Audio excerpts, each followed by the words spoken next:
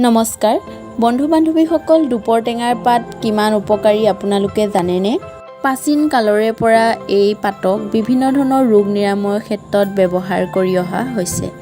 তেনেহলে আজিৰ ভিডিঅ'টোত দুপৰ টেঙা পাতৰ উপকাৰিতা আৰু কিছুমান ঔষধি গুণৰ বিষয়ে জানো আহকচোন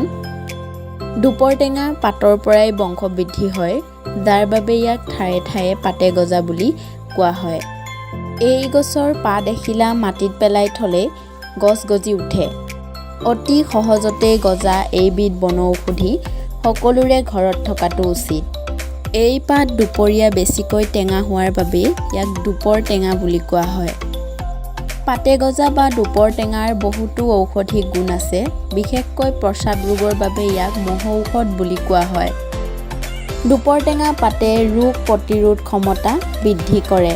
সপ্তাহত 2 বা 3 দিনকৈ দুপৰ টেঙা পাত ৰান্ধি খালে প্ৰস্ৰাৱৰ সকলো ৰোগ ভাল হয় ইয়াক ৰান্ধি খোৱাৰ পৰিৱৰ্তে চাটনি কৰি খাব পাৰিলে বিভিন্ন ৰোগৰ উপশম পোৱা যায় তদুপৰি পেচাব জ্বলা বা পোৰা বা বন্ধ হলে ইয়াৰ পাত থেথেলিয়াই নাড়ীত লগালে উপশম পোৱা যায় ইয়াৰ উপৰিও কঁকালৰ বিষ হলে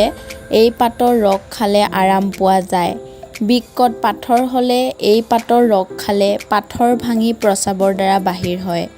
বিভিন্ন ধৰণৰ জণ্ডিছ ৰোগতো এই পাতৰ ৰস খালে সুফল পোৱা যায়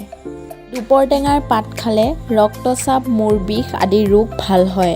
কেঁচুমূৰীয়া বা অক্ষ ৰোগত দুপৰ টেঙাৰ পাত প্ৰলেপ দিলে ভাল হয় যদি মূৰত ওকণি হয় দুপৰ টেঙাৰ পাত খুন্দি মূৰত লগালে ওকণি মৰে জুয়ে পুৰা বা উতলা পানী পৰিলে এই পাত থেথালি সেই ঠাইত প্ৰলেপ দিলে ভাল হয় তেজ হাগনিৰ বাবে এই পাত বৰ উপকাৰী আজিৰ ভিডিঅ'টিত অকণমান হ'লেও দুপৰ টেঙা পাতৰ গুণ আৰু উপকাৰিতা জানিব পাৰিলে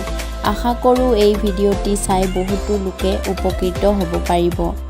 বন্ধু বান্ধৱীসকল আজিৰ ভিডিঅ'টো ইমানেই আছিলে যদি ভিডিঅ'টি চাই ভাল পালে তেনেহ'লে লাইক কমেণ্ট শ্বেয়াৰ কৰিব আশা কৰোঁ পুনৰ এটা নতুন ভিডিঅ'ৰ সৈতে আপোনালোকক লগ পোৱাৰ আশাৰে আজিলৈ ভিডিঅ'টো সমাপ্ত কৰিলোঁ